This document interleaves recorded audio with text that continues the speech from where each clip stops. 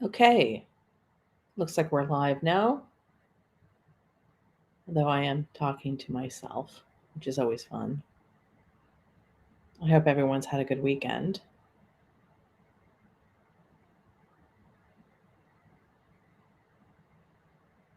People are slowly filtering in. Hello, Eleanor. Let me know that you can hear me.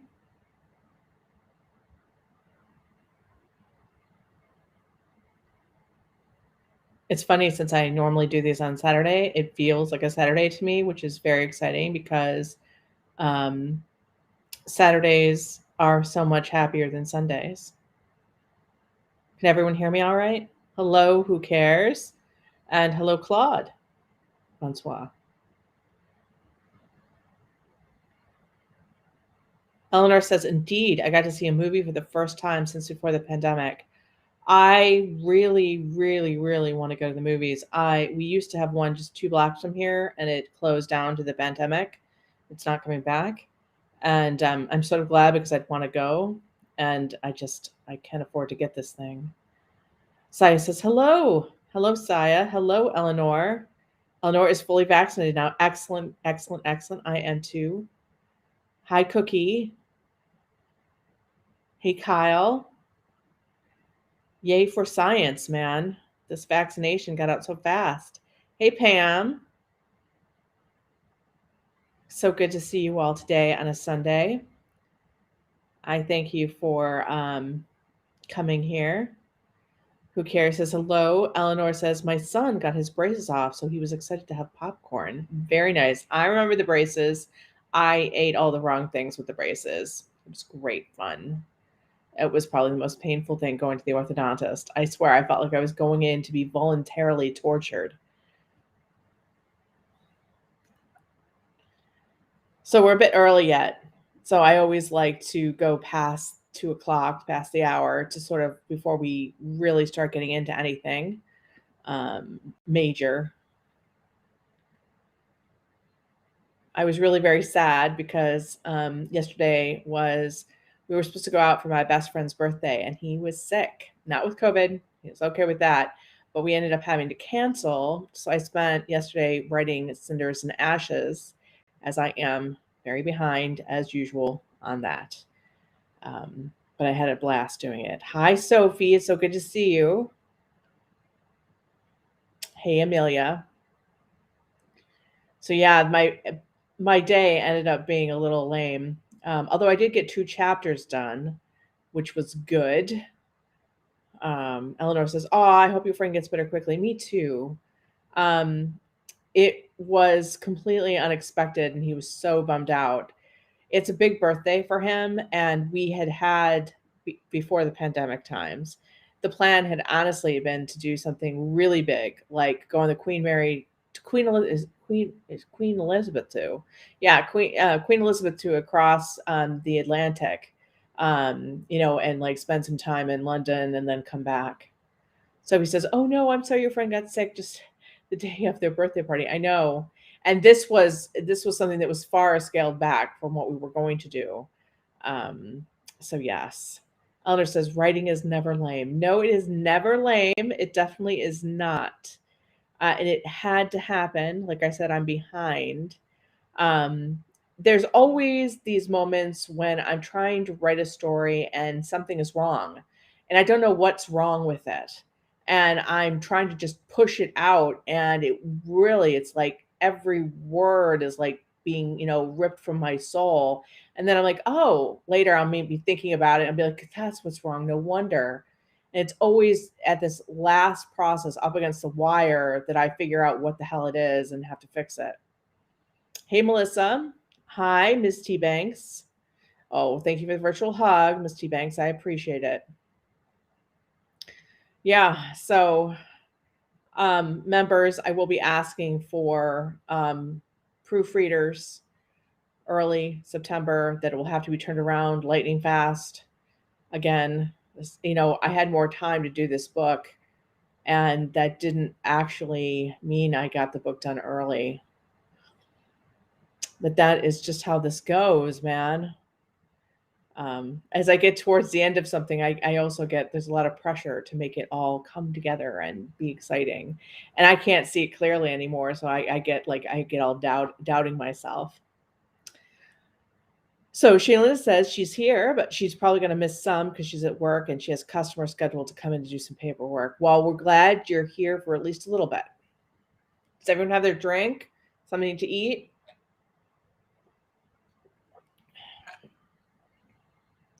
I have my Diet Coke, obviously. Hello, Lurleen.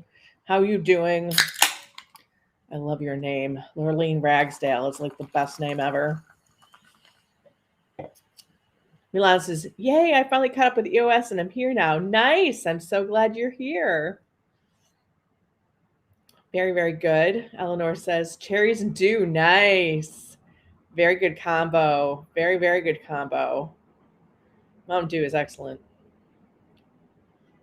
I can imagine with cherries. I don't know if it's fruit cherries or is it the actual a flavor?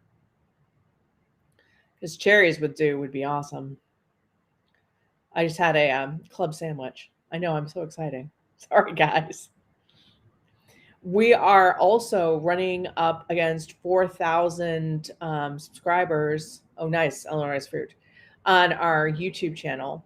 And we're asking for questions, not here, not in the comments. Email Kat, which is the marketing at raytherain.com. If you have any questions you want answered about Dragon's Reign, but I know many of you are just members, and so we're already like at the end, so you probably don't have any questions, but if you do, you can email them, and I'm going to do like a Q&A regarding Dragon's Reign, but this is mostly for people who aren't members.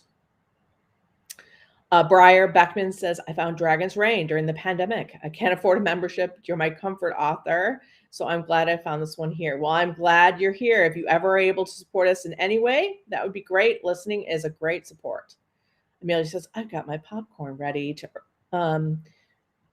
early, and I'm really trying not to eat it all before the reading starts. I totally get that. Saya is having coffee at 4 a.m. Bad girl. Eleanor says, there is a major question going around the Discord, but it's not GR related. Well, go ahead and ask it, Eleanor. I can answer it. You can ask, by the way, you can ask anything now when you have me. If it's spoiler-tastic, though, I might not be able to answer it. Because you can't really, since this is live, no one can just ignore it. I guess they could take off their headphones or mute the thing or something, but I don't want them to do that. But yeah, so we're having some questions. If you want to ask questions about Dragon's Reign, if you are not a member and therefore haven't gone past 135, I think where we're at, 137. Okay. Oh, so Eleanor says, it's in the Cards Against Humanity game. What do mermaids use as toothpaste? I don't imagine that they do, but it would be something that they could chew, and you would, something that would, be chewable, and then, could just, be swallowed or be expelled. And I don't know what that would be. Something natural, probably. Lurleen says, thank you. My maiden name was McCall. Used to all sing. I like it. I love both of them. Hello, Ness. Hello, Crystal. Eleanor says, we keep playing the gross bugs card. Yeah, I think that's excellent. There must be a spiders card as well, like a separate spiders card, because as we know, I have the terrible bugs that infect you, and then I have the spiders, which are, just fun. Eleanor says, chew on this trident double entendre. Nice, excellent. Eleanor, I like it.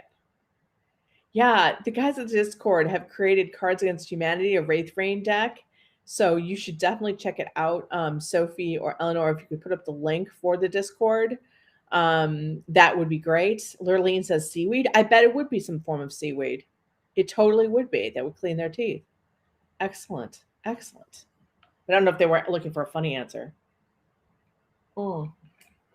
Sophie says, about Dragon's Reign. I found Raziel and Iolair plushies, a black and white dragon plushies. The store close to my home was out of stock for the white one, but they will get more stock soon. I'll definitely buy them. Nice. Share pictures. I know a lot of people have asked if we could have some plushies to sell. And the problem with that is they're very expensive if they're made one at a time. So, and time extensive. I mean, it would be like over $100 for a stuffed animal, and I couldn't in good conscience do that. And then we'd be counting on an artist to make enough of them. On the other way, of course, is you have someplace like China or Vietnam make like hundreds of them, which we do not need, would never sell. And so, and those, of course, would be reasonably priced. But again, where the hell would I put hundreds of plushies while they're drop shipped to you or something? I don't know. So that can't happen.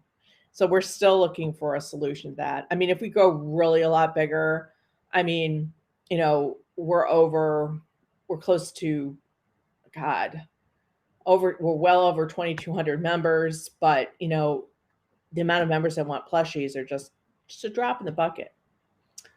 Hello, Melody. So good to see you. All right, so we are at 2 or 3. I'm going to give it to 2:05 to make sure that people can basically come in. For those of you who have never been to a live, please feel free to ask any questions about me, about the site, about the story, about any stories. If they're spoiler-tastic, I won't be able to answer them, at least not now. And in between, I will actually be reading chapters 45 and 46. And I won't be able to answer comments, obviously, when I'm reading, but I break the chapters into a couple pieces so I can sort of give my voice a break. Excuse me, allergies. And I will look at whatever you're saying then. So I always love to hear your comments.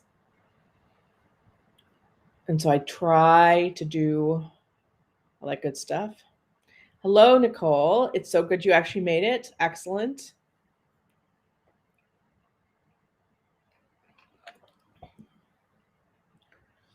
Shaylina says she would definitely buy plushies.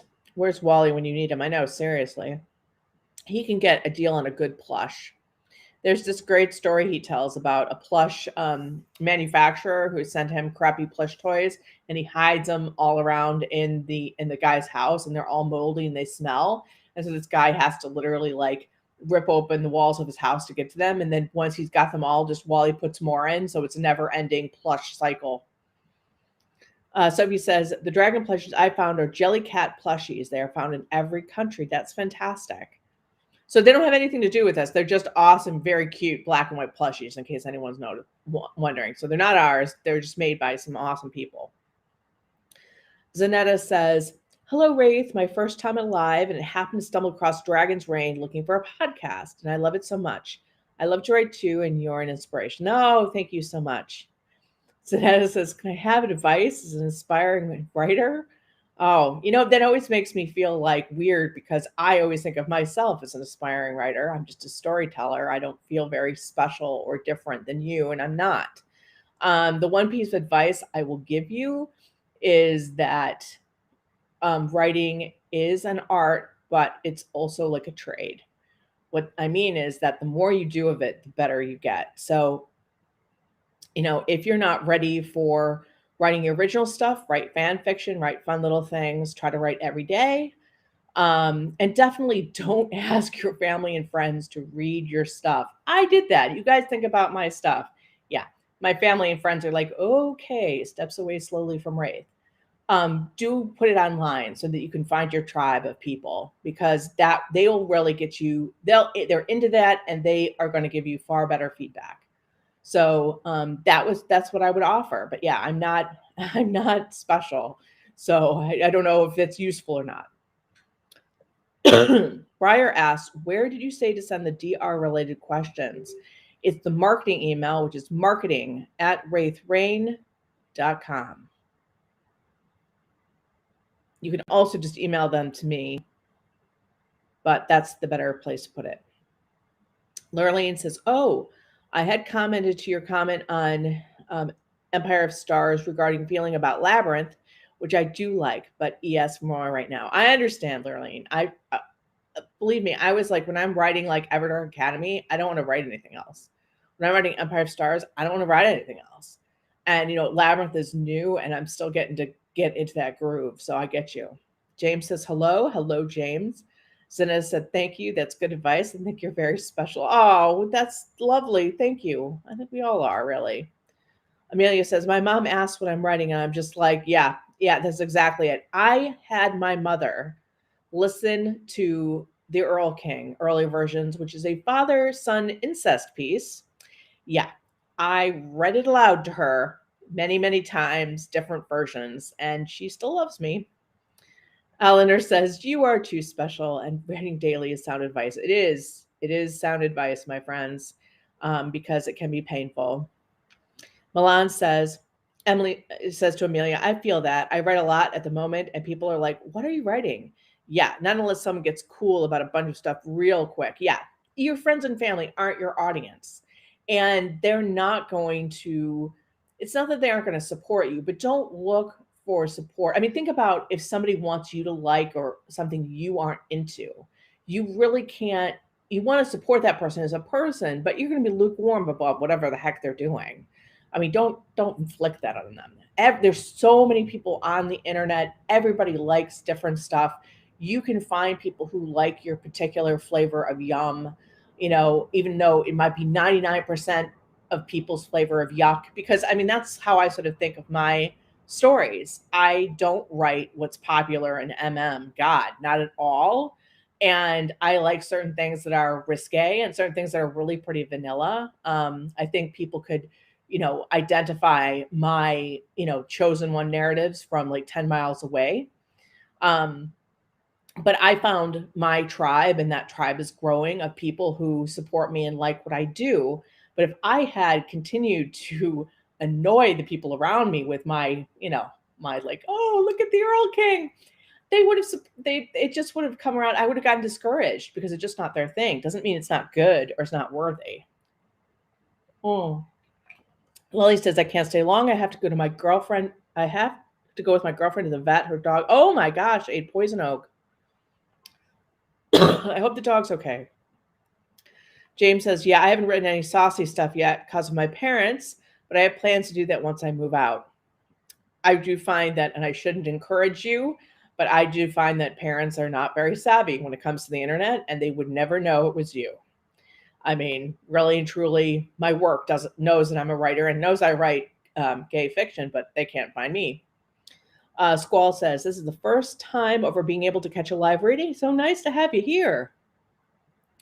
Shaylina says, I got my little sister to proofread what I write. Nice. Very nice.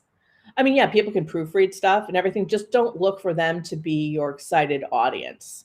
I mean, because they love you and they support you. But as you guys know, we all like different things. And that doesn't mean something's bad if someone doesn't like it. I think that's my biggest advice to people out there who want to create something, whether it be writing or art or anything. I mean, just don't worry just because you like different things that you're weird for it. You're not. You just haven't found the people who like the same things. They're out there. Hi, Myra. She says, yay, has everyone hope that I can't speak today, which is not a good sign for what we're going to be doing with the writing. Because I think the reading here, rather, because I think it's the sexy chapter. Yes, I think it is. Oh, God. So I'm going to be tripping over my tongue trying to say penis and cock. That's not going to be good. Milan says, publishing what you write in the niche where people like it and actively seek it out is better than showing it to a broad audience that isn't into the stuff, in my opinion. Will get you better feedback too. Exactly. You're not writing to Joe Smith or Jane Doe. You're writing for a particular person. And I have really come to believe, I know, and not just come to believe, I know I have proof from from you guys on here, on Facebook, and on YouTube, and on Amazon, and my site, that yeah, there are other people who like what I like, and I know that there are people who like what you like and what you write or put together. Amelia says, incognito tab on Chrome works wonders so parents can't see. Yeah, they probably don't even know there's an incognito tab. Sophie says, yes, it's a sexy chapter today. It is. Zanetta says, ha ha ha, hot. But you're human, we understand. I know this is going to be really bad. Hey, Deltos Matt. Hey, Ray. It's been a while. Well, you said those 2 items very well. Glad I got the notification. Yeah, we've got to see how sexy it sounds when I'm like tripping over my own tongue, though, as I'm trying to, make it sound good. Nicole says, I've shared my story prompts and outlines in a Discord server. I got so many requests to flesh them out and write them that I went ahead and started. The kudos I received in return is so motivating. Absolutely. Nicole says, I don't think I'm a great writer. I don't think one has to be a great writer. I read some work that this person's writing blows me away, but they're not on the top of the charts. It's really, you need to tell a gripping story, one that somebody wants to hear. And quite frankly, it may not be the best written, but it doesn't matter. You're telling a story that people love. And that's what's important. Not to say that we shouldn't strive to improve our craft, because God knows there's this one book I'm reading right now, Empire of Pain, which sounds really grim, but it's actually about the Sacklers who put OxyContin on the market, which just shows how I read very, very broadly from where I'm actually writing. And this man, the way he strings together a sentence, it's amazing. It's amazing. And I could never do so well. But at the same time, he's writing about OxyContin. He's hardly writing about what I'm writing about. So we each have our own. Okay. We are good. We are well in, and I think we should start with the sexy chapter. I believe this is the sexy chapter. Or is this the really uncomfortable chapter? No, I think we did the uncomfortable chapter last week. Okay. So just to remind you, I'm going to do like probably two sets of this. I'm going to have Diet Coke breaks, as you just heard.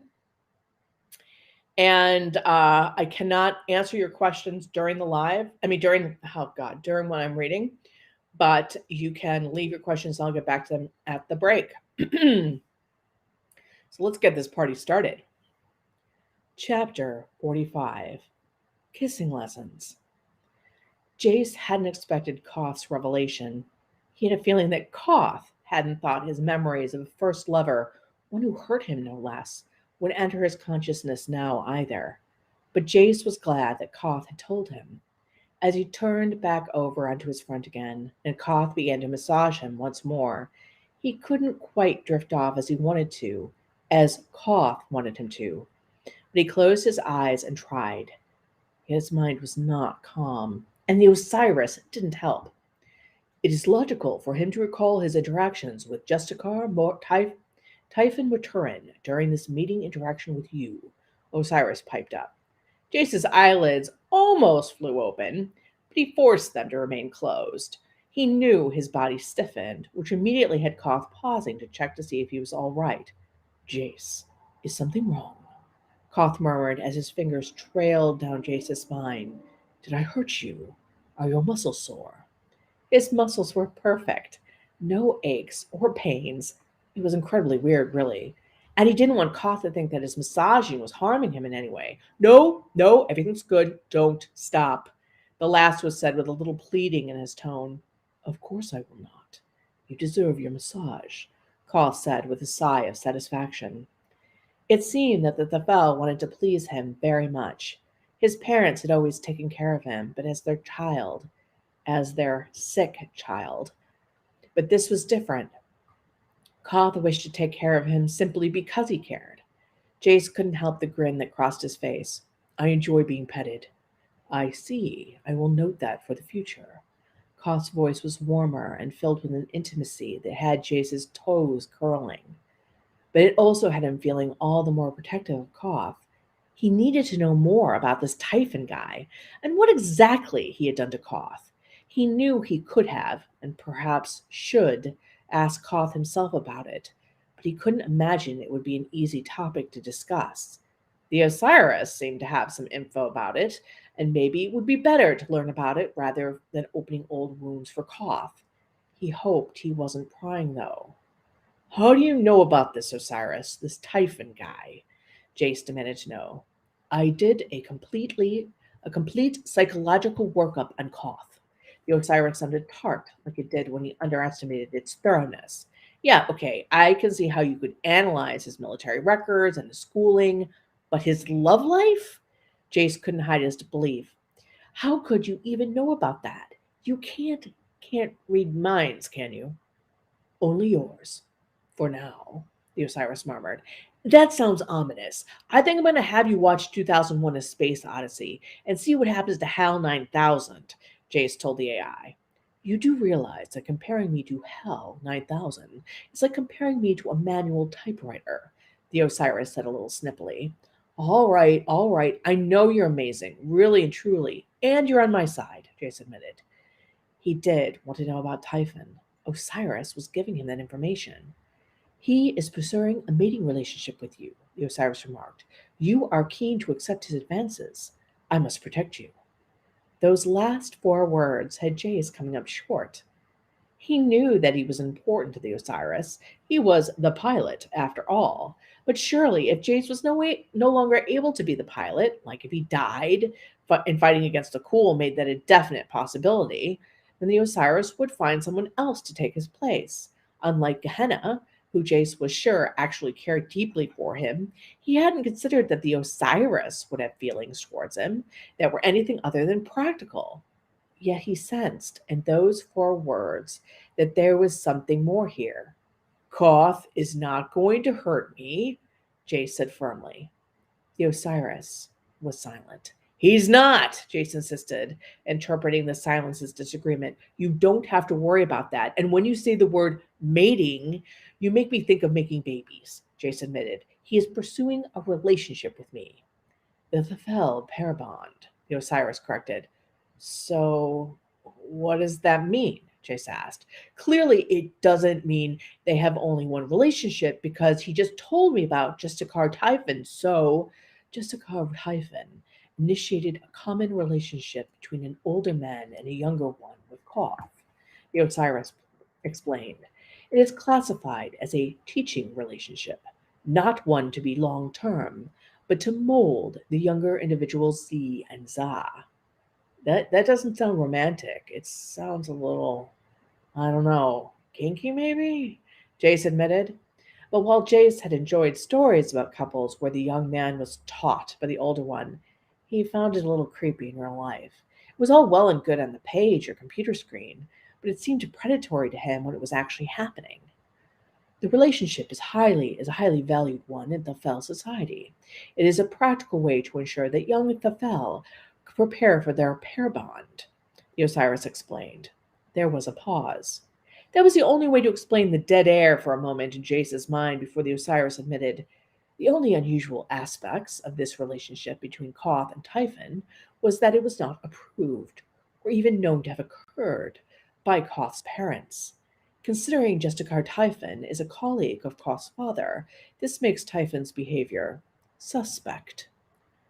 I hope that's what's most unusual about the relationship was the abuse that Khoth suffered, Jace cried. So it would have been normal for some older man to come to Khoth's parents and say, I'd like to have sex with your son and teach him to be good in bed for his mate down the line.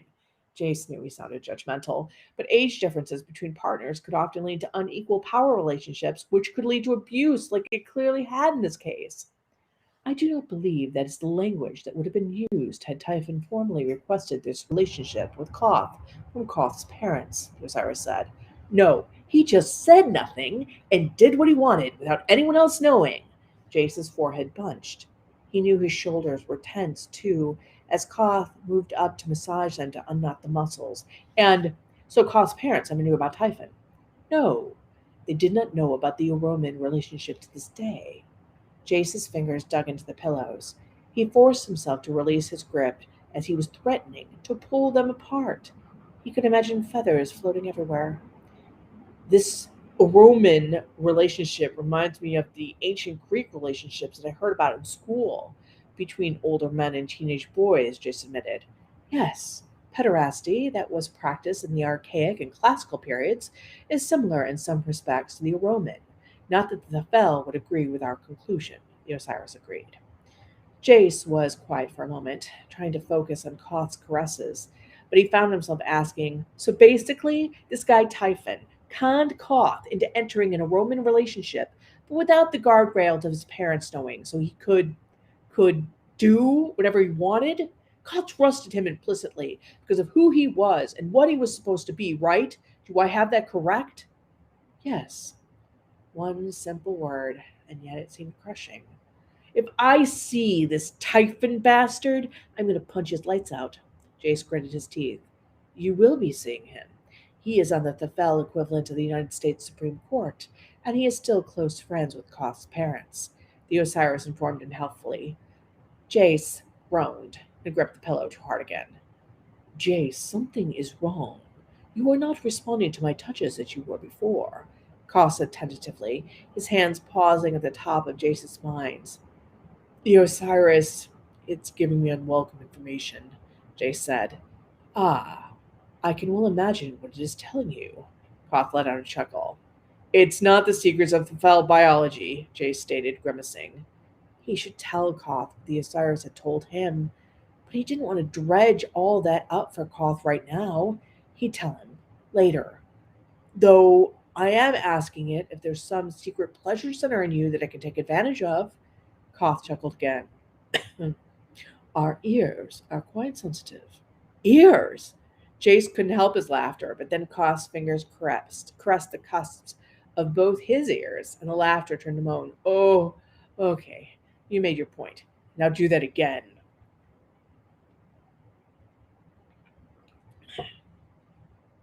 Koth leaned down, and his breath lightly gushed over the skin he had touched. His tongue flickered out and licked that same spot. Jace was now clutching the pillow for a very different reason. His cock, which had already been semi-hard the entire time that he'd been with Koth in the bed, immediately fully hardened, pressed against the mattress almost painfully, and he lifted his hips up to adjust himself. But Koth took it as an invitation to grind down on Jace's ass. He moaned. His cock plumped more. I thought you wanted me to fall asleep, Jace murmured. Not quite yet. Koth's voice dipped a little.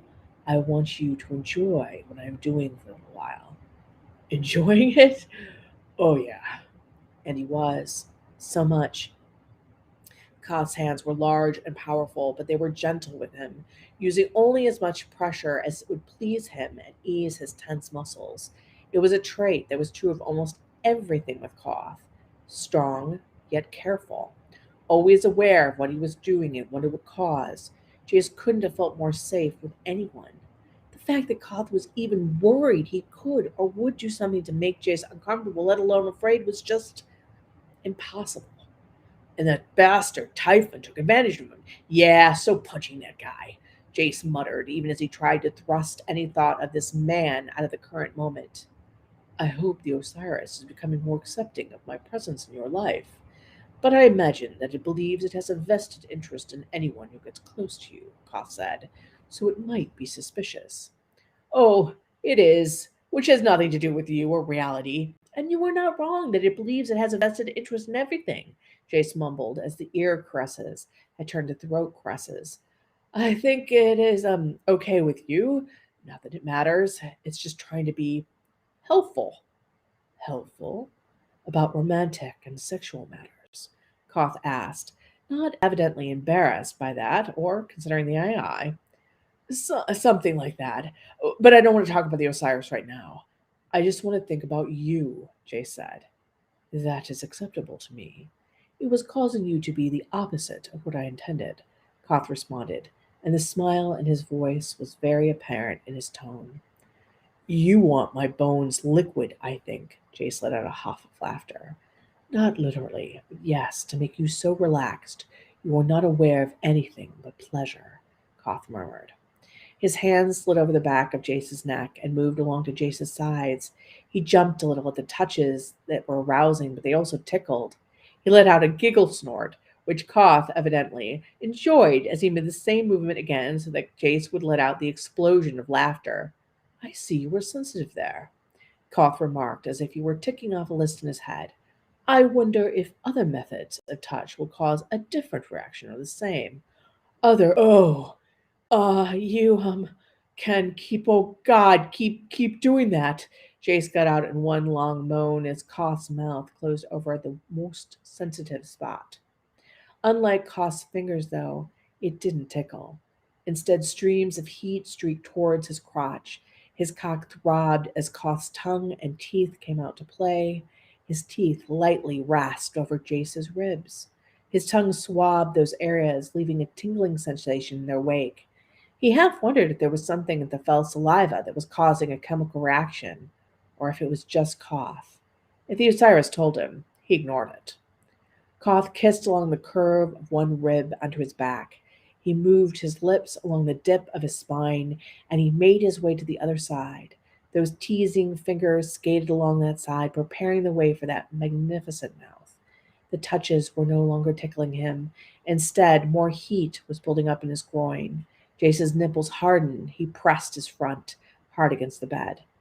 Khoth's lips glided over his skin, leaving kisses and trails of heat and electricity in their wake. Jace felt marked by these kisses and licks and bites. Khoth suddenly was sitting up, breathing heavily, with his hands still on Jace's waist. Khoth, what's wrong? Jace asked as he reached back blindly for Khoth. Khoth caught his hand and linked their fingers together. Nothing. But you're stopping, Jace moaned and let out a sad little laugh. Only to get control of myself a little. You are more rousing than I anticipated, Khoth admitted with no shame. Khoth's bodies pressed down against his. Through cracked eyelids, Jace saw that a deeper blue had flooded Khoth's cheeks, and his eyes burned like gas flames. Jace closed his own, even as he felt himself burning, without pain in those eyes. Then they sank down onto the mattress. Khoth turned them on their side so that Jace was completely tucked against the fell's bigger body, just as he promised. Jace finally felt sleep pluck at him, despite messy pants, despite a sheet of sweat coating his chest, despite the unusual sensation of being held. He found that he loved it all, and sleep, just like Khoth had wanted, pulled him into its embrace, even as Khoth gently kissed his forehead. Okay, I did the whole thing because I thought you really can't break that into two. Now I really need Diet Coke, like desperately. Desperately.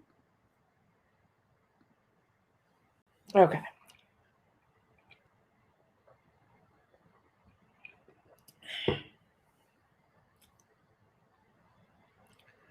Let's see. Let me scroll up for the comments here. Okay. What do we got going on? So Carolyn says, hello, Raythe. I'm so glad I made it. We are too, breaking out the raspberry swirl cheesecake and the champagne mead. Ooh, nice. Sheila says, Raythe is proof that if you mess up writing, spelling, and mixing character names, the story is still loved. Oh my God. So I'm editing a bit of Dragon's Reign, which, believe me, I do edit before I put it up because I'm also putting it on Kindle Vella so we can get more members. Kindle Vella is like so interesting. Anyway, another time. Let me just say that I love you guys. You are so kind. One of my most favorite chapters where it's Ilarion, Valerius, and Caden in the car, like where they're talking about dragon sex. It's one of my favorite chapters. It was so poorly edited. I was so annoyed at myself. I'm like, how did I miss this? So yeah. Amelia Ashton says, for now. The Osiris's favorite sentence. Yeah, it totally is. You know, it has like, it's sort of a sociopath. Milan says, anyone else has had a crush on Hal 9000's voice? Yes, but it just filled me with dread. And I was like, ears, teehee, like the Ferengi in Star Trek. That's so true. I also used it in Dark Earth for elves. But these are my space elves.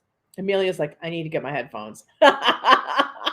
Yeah, this is a not safe for work chapter. The rat in your garage. I love your username. My first live. I'm so happy I made it. Excellent. Rat says, I'm behind those. I might just step out before I get too many spoilers. This is not a terribly spoilerific chapter. It's more like it was more like sexy times, but there's going to be spoilers coming up.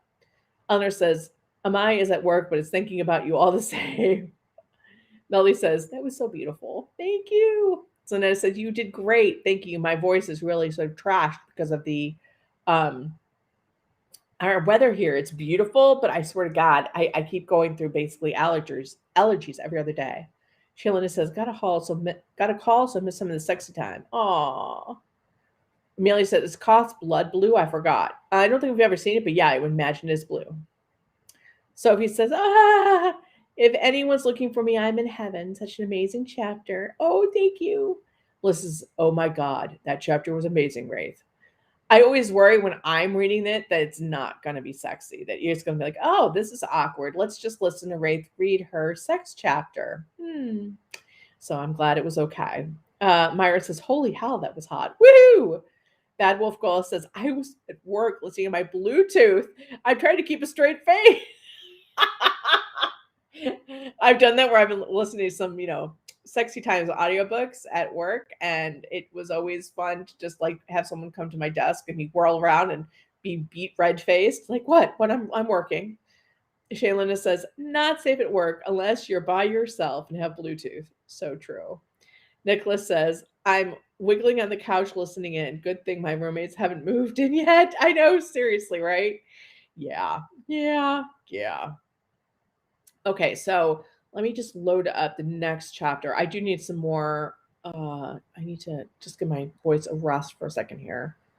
So if you need to refill your drinks or whatever, give yourself a chance to do that.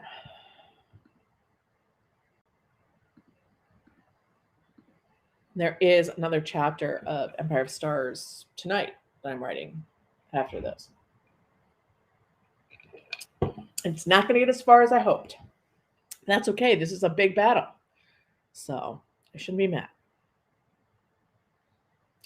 Milan says, yeah, you're great at narrating sexy stuff. Not everyone can pull it off. You do great, Raythe. I can't listen. It's so hard when I have audiobooks made. Edward, who's doing Cinders and Ashes, who is so freaking amazing. I mean, when I listen to him, I am just in awe. And so he's doing these amazing, like my sex scenes and his amazing voice. And I am like curled up on the couch, like he must think this sucks. He must think this sucks. It's so embarrassing.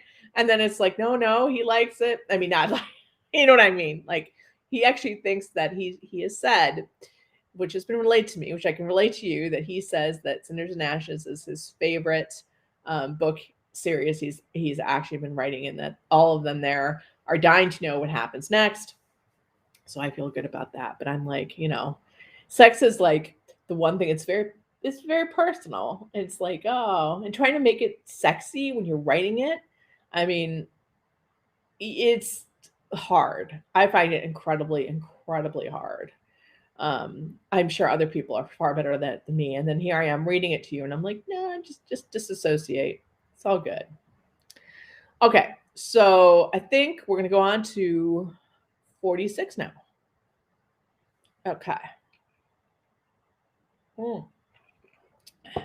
Everyone all settled in, I hope?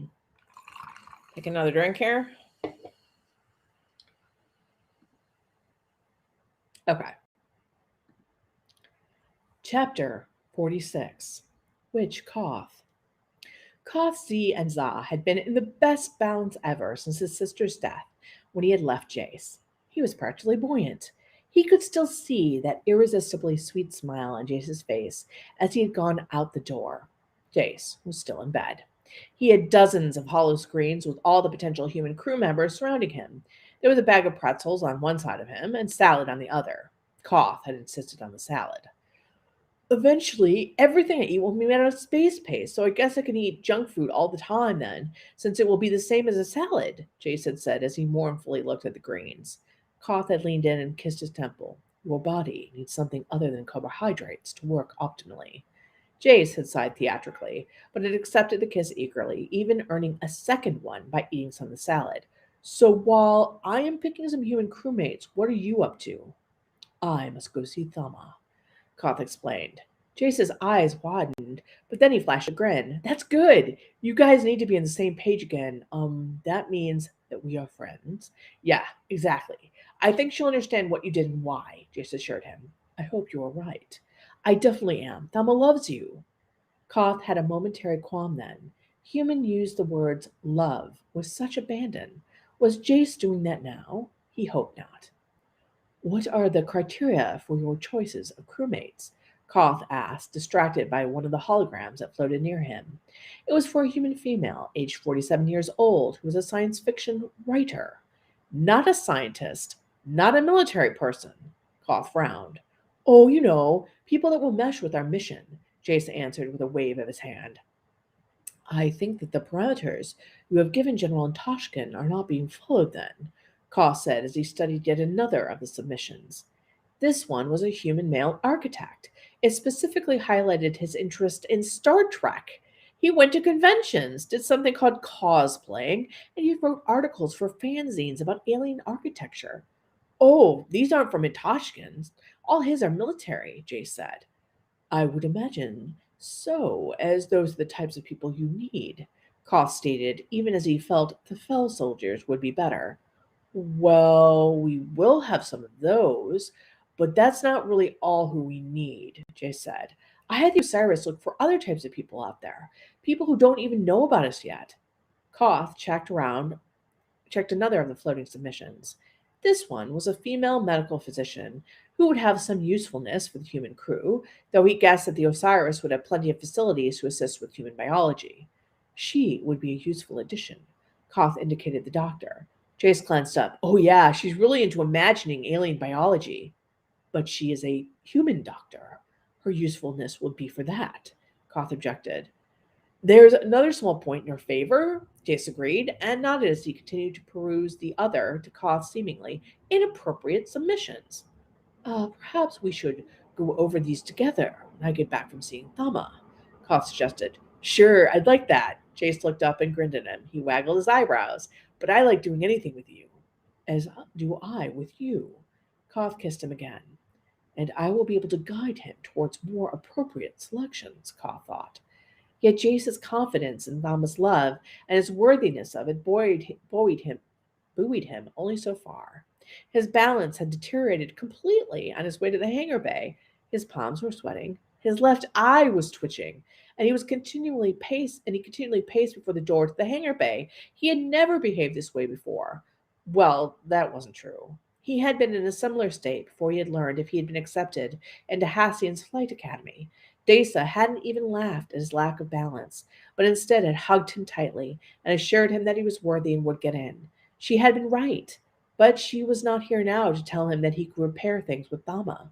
What he had said had hit at the core of her. It was meant to scar her and make her wish to avoid him. Could that be undone? He paced and paced some more. He thought about going back to Jace's quarters and helping with crew selection. That might be better. He paced some more. He was careful not to step near enough that the sensor might open the door. He imagined it opening and shutting as he paced. That would have looked ridiculous. But was it not ridiculous already? Thama would be laughing at him. He would actually have become less nervous if she did, for that meant she could not be so angry as to never reestablish their friendship again. A message appeared in the comm on his forearm. It was from Thama. You can stop lurking out there. I am done with Jack's flying lesson. She was most definitely laughing at him. He tried to hope that his supposition was right. That meant she wasn't irretrievably against him. Squaring his shoulders, he entered the hangar bay. Thama and Jack were by the Criptoria, too. Jack had a broad smile on his handsome face. His cheeks were suffused with color, and his eyes were bright. Koth knew this look. It was the same look that appeared on Jace's face when he was excited and happy. Like father, like son. Jack flashed that smile at him as he caught sight of Koth. He was dressed in a smart black flight suit. It was a new design that the Osiris had evidently come up with. How was your first lesson, Captain Parker? Koth asked. It was amazing, Commander, Jack beamed. Jack is a natural, Thama enthused. I have a very good teacher. Jack flashed another grin. I sent you a list of manuals you should review. Thama checked her comm, flicking through holographic menus to make sure she had marked everything of interest. But I'm a big believer in hands-on learning. I recommend that you spend as much time as possible in the flight simulator. Sounds like a plan, Flight Commander. Jack gave her a salute. Thama rolled her eyes, but then said, Dismissed. We'll meet tomorrow at 0800 to continue. Another salute, and Jack was off, jogging out of the hangar bay. Both of them watched him go. Only when he was out of sight did they speak. How was his performance truly? Khoth asked. He assumed she had said natural in order to avoid actually grading Jack's performance in a way that might put him in a bad light with Khoth, so he wasn't expecting a reaction. Thalma let out a sharp laugh. Ha! You're expecting me to say, not as good as the Worth the Fells, aren't you? So typical. Is that accurate? Khoth lifted an eyebrow, even as he felt like he was in a minefield all of a sudden. No, Thalma shook her head and headed into the cryptoria too, without asking him to accompany her. Hold on, I gotta fix something. I switched this around in the text. Ah. He paused a moment before following her up the gangway. Had she not asked to speak with him? Why was she seemingly moving away from him? Perhaps her Z and Za were out of alignment from the fight that he feared. She could not see him without remembering his cruel words. He stood awkwardly at the top of the gangway while she moved around inside. Jack is already a skilled pilot, she said after noticing him standing there. She did not invite him in. He's just learning a new starcraft. In a new medium as well. Space is different from Earth's atmosphere. Khoth pointed out. Well, Jace already let him pilot his ship to the moon, she said, so he's picking it up pretty quickly. Khoth frowned. Jace hadn't mentioned that. But there were always the ship's systems to take over if Jack made a mistake. As if reading his mind, she added, and Jack didn't make any mistakes requiring the ship to take over. I reviewed his flight, and he did well then, too. Like I said earlier, he's a natural. She headed over to the sleeping area in the ship. A pass of her hand over a sensor, and the bed slid out of the wall. She sat down on it and began to take her boots off. Khoth lifted another eyebrow. He had forgotten that she was using the Cryptoria as her berth instead of living quarters in the Osiris. Will you be using your quarters at any point? He asked. I will, but I'll be spending most of my time training new pilots. Easier to be here all the time. Maximizes the amount of time I will have with them and for myself, she explained. You anticipate being very busy, but that will only be the case if Jace does not bring in the Fel pilots, Khoth remarked. Thalma froze in the middle of what she was doing and stared at him for a long time before saying, Jack saved both of us the other day with a jerry-rigged aircraft that is primitive at best. His actions were useful, but if we had other Thefel pilots, perhaps we could have saved your ship, he said. Her stare got harder, which almost had him shifting from foot to foot. If you want honesty about who I would rather fly with, I would rather have Jack than Thefel's best pilots as my wingmen. That is illogical. Please explain why, Khoth requested as he stood before her, arms crossed at the wrists at his lower back. She gave him a jaundiced gaze. You going to hawk over me, Commander, or will you sit down and stay a while? She waved her hand over a sensor, and a chair emerged. Khoth hesitated a minute before he sat down. This had potentially become a discussion between Commander and Flight Commander rather than Khoth and Thalma. Will you answer my question? I am concerned that you would make such an illogical choice regarding who to take into battle, he said with a frown. She let out another sharp laugh. Oh boy, this is really going to be a fun time with you and a crew of non-Thefel. And don't you arch your eyebrows at me, Khoth. He was arching an eyebrow, but he let it drop down back in place. From your tone and words, I am to infer you think I will not perform optimally with our crew. She rubbed her face with both hands and let out a breath, as if to steady her Z and Za.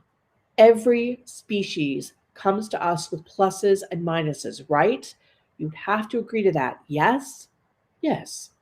In certain situations, a species' pluses will outweigh another species' pluses.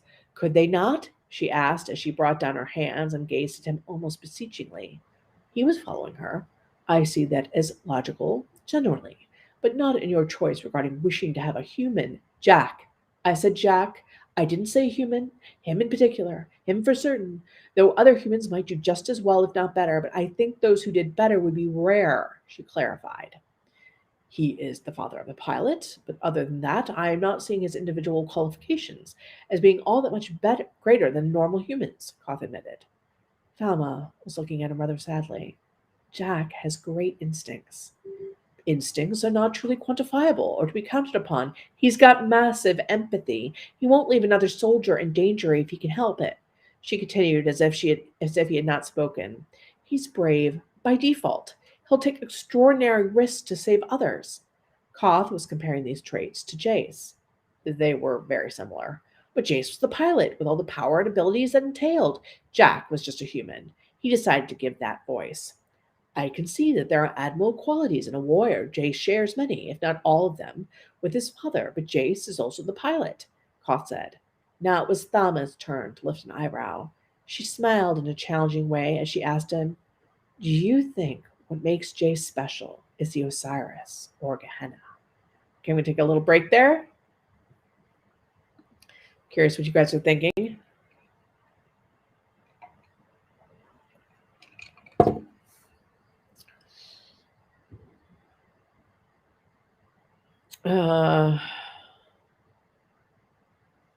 Bob says, is it okay to say as a gay dude I was aroused by this chapter? Oh my God, that was lovely. Bob, can I just say that is like the biggest compliment you could ever give me? Thank you so much. The rat in your garage. I love that name. Well, Bob, it's totally normal. Haha. So then it's got to go. Blue Mortem Bear says, I love your reading voice. Thank you. Islin says, hey, I'm at work. I have to catch up later. Oh, no problem. Briar says, I'm going to finish it later, but I'm so glad I was here for a while. I'm so glad you were too.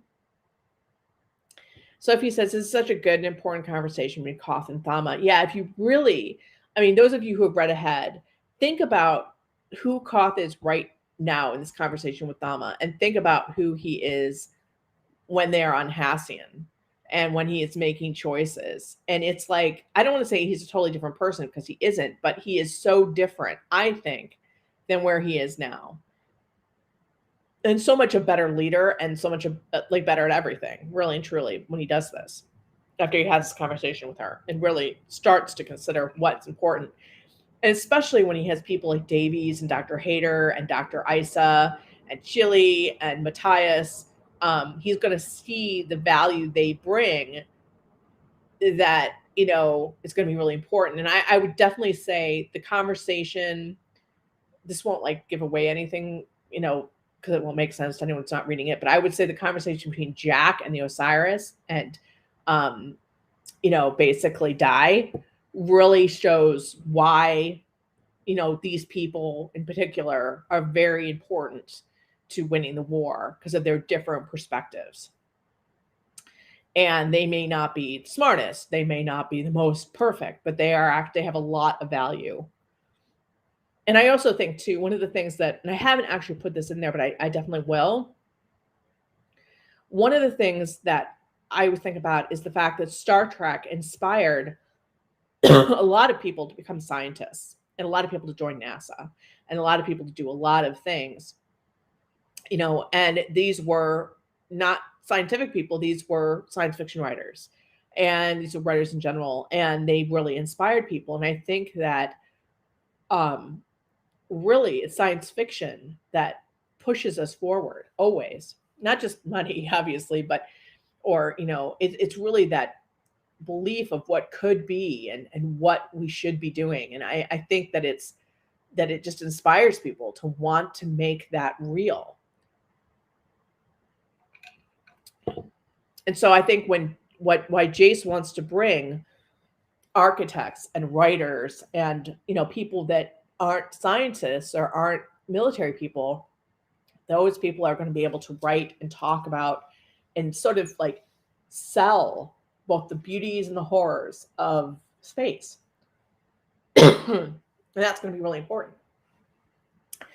I'm sorry, I'm like, my nose is dripping into my throat here.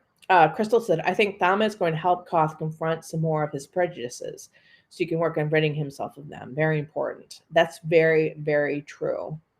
And I think that, you know, there's this line in Ghost in a Shell where basically the colonel is talking to the guy that's like unmodified. And she's like, basically, if we're all modified, we're all going to think the same way. We're going to fall into groupthink. We need somebody different than us who can basically pressure check our ideas. And I think that Khoth has been so used to being in a world where everything and everyone is taught the same, that even though he isn't the same, that's just one thing too. He's actually an outsider in a lot of ways that he's hidden. That's why things have come to this point with the cool, because nobody's been able to like come in there and basically say, it's like I talked about, it's the 11th man, or the 10th man. I forget if it's 10th, 11th, but I have Davies explain, where it's basically that person that says, yeah, you all think it's, horses, and I'm going to say it's a zebra. So Kyle says, does Jace want to have a mix of military and other skill on the crew? Yes. There's a lot of importance to having, scientists and military, obviously, although military is very heavy right now. But like I was just saying, like writers and artists and architects and people who are going to bring back what they've seen and bring it to Earth and really inspire the people of Earth. Eleanor says imagination is incredibly important. Without the dreamers, we can't advance. It's very true. I mean, just a story. You'll find like all these people in NASA watch Star Trek. Like they watch Star Trek, and that's what inspires them. Danielle says this story is a love letter to science fiction. It is a love letter to science fiction. I am not the type that can write hard science fiction. And I actually had a couple of people who were like, this doesn't make sense because you could have the red shift and the blue shift. I'm like, I don't even know what that means. And that's just not inspiring to me. But for a long time when I was growing up, there was a lot of hard science fiction that I couldn't get into. So to me, I'm a more space opera type girl. And that was what was inspiring to me. Like, Star Trek, Star Wars, obviously you can see from that, like Mass Effect, all of that kind of stuff is really inspiring to me. Closet, admit it, you want to be in the crew. Yes, I want to be on the crew. I mean, who doesn't want to be in the crew? I want to be in the crew. Although now with all these deaths happening, I don't know. Myra says, I'm curious. Will we ever get Thama's backstory, or will that digress from the main story too much? Asking because I would totally love to read it and know how she came to gain such humanity. Excuse me, God, guys, I need to blow my nose, I think. We will hear more about her. They are in Hassington, that's where her family was. Abigail says, I'm realizing when I read this, I read it in your voice. Interesting. It's like reading it for the first time all over again. Nice. Amelia has to go. Bye. Okay, I'm going to actually try to finish this chapter because I am really needing to do something. Oh, yes. Allergies are horrible today. Kat understands. It's really, really bad. I feel terrible. Crystal says, exactly. People get in a rut with their thinking and puts blinders on. They forget that the solution is sometimes to think outside the box. Khoth has been raised to think a certain way, and he needs to learn to make leaps of logic, a totally human thing. Yes, it's very important. It's very powerful to do that. And I think that a lot of people who do that are the ones that move us forward. Okay, I'm going to finish this up before I lose my voice entirely. Khoth opened his mouth to say yes, but then closed it, because there was a tug inside of him that said no. Do you think Jace's body makes him special? She pressed. Again, he knew that Jace's specialness did not stem from any one singular quality. It was almost indefinable. Jace was the pilot. He inhabited that role so fully and without any doubt that it was hard to explain that what singular thing about him was greater than any other. But all these traits together were part of what made Jace special. Khoth began. Logically, Jace, no. Thama waved her hands as if waving off his logic as if it were a physical thing. What does your Z tell you about Jace? But isn't what my Za assesses of Jace's abilities more important? He asked. Your Za will list things like the AIs and the information they provide him and the improvement to his body, she said. But those things, while important, are not what truly sets Jace apart. Your Z knows this. She touched the center of his chest. Just like my Z knows that, I can trust Jack down to my bones. I will go into battle with him at my side without any doubts or fears that he will let me down. I know I can do what needs to be done, and Jack will back me up. I see you believe this, Khoth said with a nod. You are training him. You can best assess his piloting and your comfort level with him. He still did not agree with what she had said about Jack, but it felt like an argument to have another time after they had settled all differences. But it seems we are off track. I came here in the hopes that we could discuss what initially happened between us when I made the decision to insult me, to, yes, to insult you in order to end our friendship, he said stiffly. She snorted, which would have protected me as you betrayed the Alliance in your oh so spectacular fashion. Yes, but you have already told me that was an error. You would never have chosen to stay with the Alliance, he said as her lifted eyebrow went higher. Yet I do wish to apologize for the insults I. No, she cut him off. No, he asked, tilting his head to the side. No, I won't let you apologize because you believed what you said. On some level, at least. Maybe the level that you're leaning into here, she said. That is not true. I indicated by word and deed that I did not respect you, that you were someone lesser, that I would not ally myself with you, he stated. But I do respect you. You are my equal. You are my friend. You can actually believe two things that are completely opposed to one another at the same time. There should be some dissonance to it, but I think for the foul, it's quite easy to do, she said, and grabbed a long red rope and took a bite out of it. She offered him one. Licorice? No, thank you.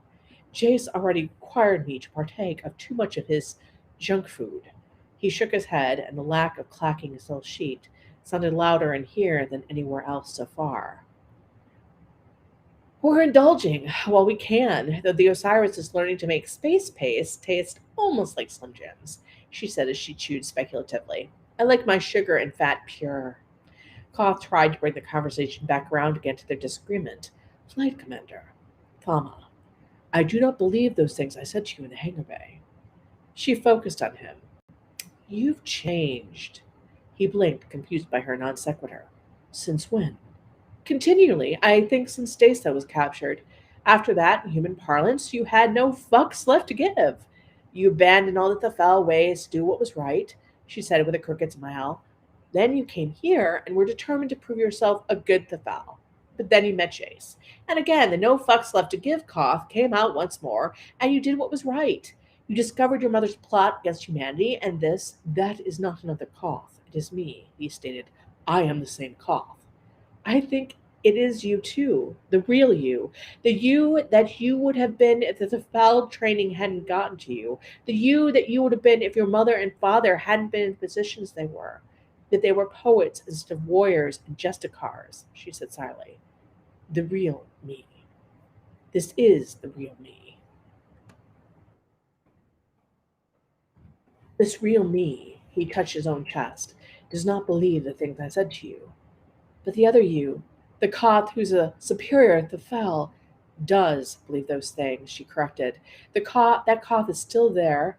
It's what makes you look at Jack and automatically think he's lesser. And I must have hit my head to one over two random the fellow pilots. Logic is stop. By the gods, you must stop with that, she cried and covered her head as if trying to hide from it herself. I do not understand your aversion to my Za. Because your Za is aligned with the other Koth, the Koth who could think of all of those awful, cutting but true for the fell things you said to me, she told him. That Koth cannot win out or we're all in trouble. His forehead bunched up. I do not understand. She leaned forward, her elbows resting on her knees. She put her hands together as if in prayer. Jace's whole plan is to create a crew who are not all one thing. Each individual will have pluses and minuses, and he must be able to evaluate those cleanly. My Za will be useful in that, not if it is infected by the fell superiority. She shook her head. Not if your Za makes you believe what they told you instead of what is really there. Think about what we were told about humans. Is that true of them? He grimaced. Of course, humanity did have some of the qualities that his mother said and the other Thel painted them with, but those they had exaggerated, and they had missed so many other qualities that were good. He knew this. Those who spoke of humans like this and who had met them were doing so because they either wanted humanity to be viewed badly by the rest of the Alliance, or were simply too blinded to see them otherwise. He could tell Thama that people who spoke this way were not using their Za, but he had assumed they were. He had taken their word for it. Only coming to Earth and being forced to interact with humanity had changed his mind. but doing those same things hadn't changed his mother's. He regarded her silently. Thama chewed her licorice rope and rubbed her feet with the other hand. Finally, she said, when Jace asks you for your advice, and he will because he cares for you and respects you, which Khoth will answer? He slowly got up. Her eyes were filled with worry, but she didn't beg him to stay or take back what she said. The Khoth that will answer, he said quietly, is the Khoth that is your friend, and it is a shame that any part of him felt anything but respect for you. He started to leave, but suddenly Thama was hugging him. She'd leaped out of bed and thrown her arms around him from behind. I know that hugs are for family and mates, but I think of you as my family, Khoth, she whispered against his back. I don't expect you to feel the same. I do. He covered her hands over his chest with one of his own. You make me a better Thefel. She let out a dry bark of laughter. Oh, by the gods, I hope not. He smiled. It was true, though. Very true. Later, when he re-entered Jace's quarters, he found Jace, much like he had last seen him, in bed, surrounded by holographic images, but with all the pretzels gone and the salad finished, too. Khoth removed the salad bowl and set it on the side table. I am pleased you ate something green, he said. Jace chuckled. Yeah, I figured it would earn me kisses later. It does, Khoth said as he got into bed alongside Jace, sliding an arm around his shoulders and kissing his temple. So, you still want to take a gander at the people I'm considering and give me your thoughts? Jace asked. Khoth hesitated and then said, I would actually like to hear your thoughts on these individuals and why you wish them as members of the crew. Jace's eyebrows lifted, but then he snuggled back against Khoth and said, Cool. All right, let's take Alice Peters. She's an author. He spun the holograms in a circle until the human female writer was before them. I want her and a bunch of other writers from nonfiction to poetry aboard the Osiris to document the journey, the worlds we find, and the people we meet. But the Osiris will keep a record of everything, Khoth pointed out. Jace nodded. It will keep a record of cold, hard facts. But artists make that come alive for people reading what they've written. They convey more than just the facts. They convey what matters. Ms. Peters' work shows she has a hunger for space exploration, which she really thinks she can never experience. Now, if she agrees to come, if we decide to invite her, she'll be able to share that with her work. I see. Non-combat personnel will be in danger, Jace. Our mission is to destroy the Cool, Khoth remembered him gently. They won't be pilots or going to hives, but yes, there's still danger, and they will be told all about it so they can consent. The danger and why we're doing what we're doing will be important to capture, Jace explained. If we're successful, then we can share this with people down the line of generations. If we aren't, then will be a different kind of lesson. Khoth considered this. Our artists have long reflected the war in their creations, but they are only allowed second-hand accounts, and so their work has become more tenuous. Exactly. The artists, some of them anyways, need to be here with us, Jace explained. What about the architect? We're going to be visiting alien worlds, many with precursor architecture. We need people who can understand what they did in order to recreate it, and also meld it with the styles we have now, Jace answered. Again, he's another lover of the idea of exploring space. He has dreamed of alien worlds since he was a kid. The sheer joy and awe he will bring with him will translate into what he takes back to Earth. And the doctor? Obviously, the Osiris can handle most human medical conditions, even without speaking to the crew member. But I think a doctor will help people feel better, someone to talk to when things are new and exciting and frightening and stressful. Obviously, she'll learn new techniques for helping humans and other species. It will grow humanity's knowledge hugely. And she, too, has dreamed of space, Khoth asked. Yep. Now I understand what you are looking for in these parts of the crew, Khoth said with a slow nod. These things are not what I would have ever considered. You don't think it's wise to bring civilians aboard this craft when we're on war footing. I know, yes, I have concerns on that, but you are opening my eyes to other pluses about having such different individuals with us, Khoth said and smiled faintly. Jace snuggled against him. I'm glad. I thought I'd have to argue my case a little more with you. Oh, there are still discussions to be had, Khoth teased. But I am on your side, and my Z and Za are open to new ideas. Jace wrapped his arms around Khoth. Thank you, Khoth. No idea how much that means to me. Khoth ran his fingers through Jace's hair. He was so glad that Thama had treated him like family and told the truth. He owed her much junk food. Okay, that's the end of that chapter, and I am literally snotting all over the place. Okay. All right, what do we got here? Okay. Shaylinda says she's with a customer, so missing all the podcasts. We'll have to go back later. Telian says, yes, she made it. Angelica says, two of the best chapters so far, and I'm late. Not just because of the sexy times, even if that's a big plus, but because of the building relationship between Khoth and Thama and the character depth through glimpses in the past. I'm so glad. Angelica says, I definitely have to listen to this whole thing in the playlist later. Jonathan says, I'm so late. Wolf Chan is like, I'll be back later. Finally, another update. I'll listen to one painting. Awesome. Sophie says, these 2 chapters were amazing. I'm so glad you guys enjoyed them, or I hope you did. They were such different ones, but, I think they really showcase, I don't know, the things that I hope Raythe is, the best stories, the best times. I'm going to go blow my nose, which is like really sad. But I'm glad you guys could join me on a Sunday instead of a Saturday. We will have another live stream next month. I can't wait to see you all then. This is so much fun. Like always, I love hearing from you guys. Really and truly, take care of yourselves. Have a great rest of your Sunday, and I'll talk to you later. Bye.